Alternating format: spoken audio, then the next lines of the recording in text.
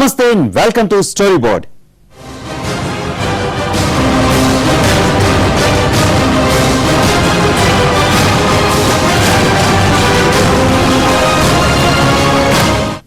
అవి మన చట్టసభలు. దేశాభ్యున్నతికి, సమాజ శ్రేయస్సుకు, ప్రజల మేలు కోరి చట్టాలు చేసే శాసనసభలు.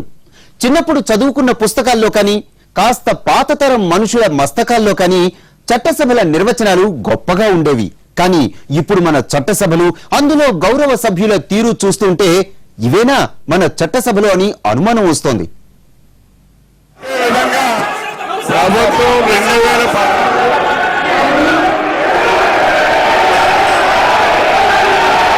ఇవేనా మన చట్టసభలు? మాట్లాడతావు నువ్వు కూసో, నోరు మూసుకో. ఏంట్రా ఏంట్రా ఏంట్రా రే కాదేస్తున్నా? ఇదేనా సభ మర్యాద?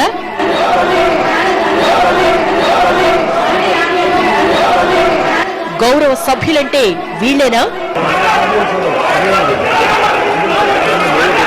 ప్రజా సమస్యలంటే, చర్చలంటే ఇవేనా? 1986-87లో హైదరాబాద్లోని శివశివాని స్కూల్లో 10th క్లాస్ చదువుతున్న ఒక విద్యార్థి మారుతి వ్యాన్లో ప్రశ్నపత్రాలు దొంగలించాడు సార్. ఆ విద్యార్థి ఎవరు అని ఎదిగితే చివరికి జగన్మోహన్ రెడ్డి అని తేలింది సార్. ప్రజల కోసం, ప్రజల చేత, ప్రజల కొరకు నిర్మించబడిన ప్రజాస్వామ్యంలో ఆ ప్రజల బాగోగులు చూడాల్సిన ప్రజాప్రతినిధులు, యావత్ ప్రజానికానికే ఆదర్శంగా నిలబడాల్సిన చట్టసభలు ఇప్పుడు అత్యంత అట్టడుగు స్థాయికి దిగజారిపోతున్నాయి. సభ విలువలు ప్రజల సాక్షిగా మంటగలుస్తున్నాయి. సభ మర్యాద నడి రోడ్డు మీద బుగ్గిపాలవుతోంది. ప్రజాస్వామ్యంలో అత్యంత దిగజారుడుతనానికి పరాకాష్ట ఇంతకన్నా ఏం కావాలి? పరమ పవిత్రంగా, నిబద్ధతతో వ్యవహరించాల్సిన చట్టసభలు ఇలా నిర్లక్ష్యంగా అడుగులేస్తూ ప్రజాస్వామ్యపు విలువలను ఉక్కుపాతరేస్తుంటే ఇక ఏమనాలి? ఏంట్రా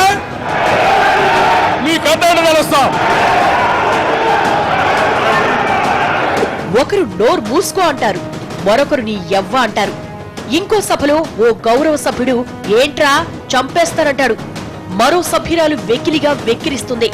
ఓ పార్టీ అధ్యక్షుడు సవాల్ చేస్తే మరో పార్టీ అధ్యక్షుడు ప్రతి సవాల్ విసురుతారు.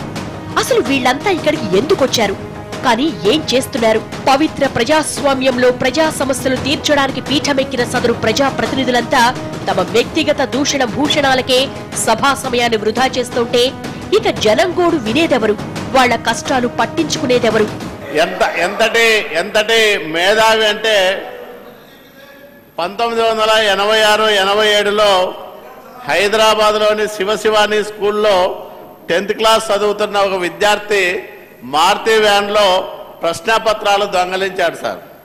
ఆ విద్యార్థి ఎవరు అని ఎదిగితే చివరికి జగన్మోహన్ రెడ్డి అని తేలింది సార్. తమలపాకుతో నువ్వొక్కటంటే తలుపు చెక్కతో నే రెండంట అనేలా ఉంది మన గౌరవ ప్రజాప్రతినిధుల తీరు. ఆ నోరు జోరు 1-2 దగ్గర ఆగితే పర్వాలేదు, అది 4-5 దాటి 10 వరకు హద్దులు దాటితేనే ఇబ్బంది.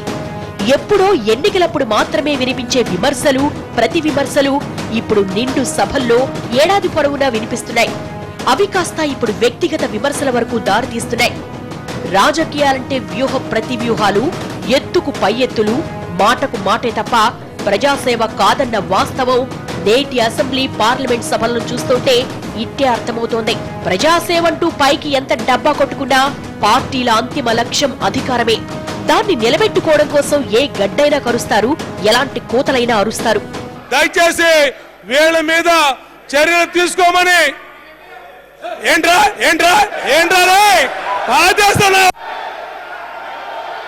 ఈ తిట్ల దండకం, ఈ బెదిరింపుల పర్వం ఏపీ అసెంబ్లీలోనిది. పట్టిసీమ ప్రాజెక్టు విషయంపై విపక్షం చర్చకు పిలుపునిస్తే దానిపై చర్చ జరుగుతున్న టైంలో సంయమనం కోల్పోయిన అధికార పార్టీ సభ్యుడు బోండా ఉమా ఆవేశమిది. ఇవాళ వీళ్ళు ఐరన్ లెక్కలయ్యి ఎక్కడ ఉంటే అక్కడ సర్వనాశనం అయినటువంటి ఆ కొడాలి నాని గారు గాని, రోజా గారు గాని వీళ్ళు చేసినటువంటి దారుణమైన పరిస్థితుల్ని చూస్తున్నాం. అధ్యక్ష, దయచేసి వీళ్ళ మీద చర్యలు తీసుకోమని. ఏంట్రా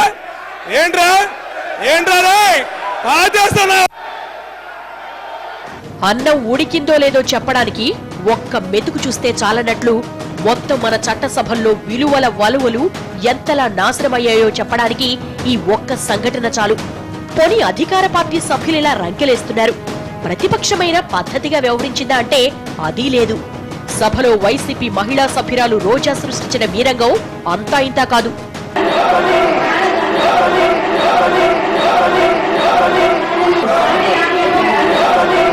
ఇదేదో ఒక్క ఏపీ అసెంబ్లీలోనే కనిపించే వ్యవహారం అని అనుకుంటే మీరు పప్పులో కాలేసినట్లే.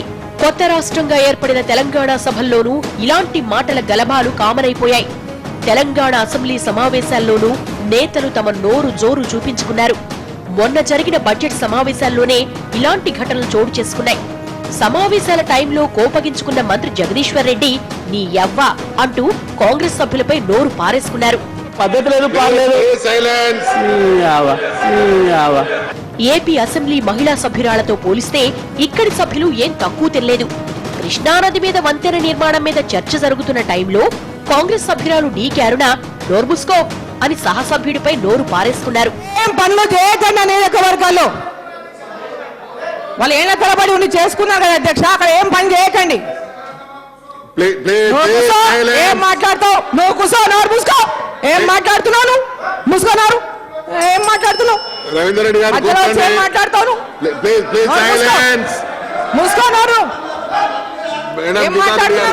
మహిళలనే గౌరవం ఎట్లా లేదు మీకు? మహిళల మీద గౌరవమే లేదు. బిజినెస్ మహిళలనే గౌరవం మీకు ఎట్లా లేదు? అంటే మూసుకుంటున్నారు నోరు. చంద్రశేఖరరావు చెప్తారు నోరు మూసుకుంటారేమో, ఇలా మేము నోరు మూసుకోం. గుర్తు మహిళల నోరు గుర్తించేసినారు మీరంతా కలిసి. ఇలాంటి రెండు పార్టీల సభ్యులు నువ్వొక్కటంటే నేను పదంట అన్నట్లు ఒకరిపై ఒకరు మాటల తూటాలు పేల్చుకుంటున్నారు. దిగజారిన భాషతో సభా విలువల్ని దిగజారుస్తున్నారు. అసభ్య పదజాలంతో సభా మర్యాదను మంటగలుపుతున్నారు. మన చట్టసభల్ని, వాటి పనితీరును, అందులో గౌరవ సభ్యుల పనితీరును చూస్తుంటే ఇదేనా చట్టసభల విధి నిర్వహణ అన్న అనుమానం వస్తోంది.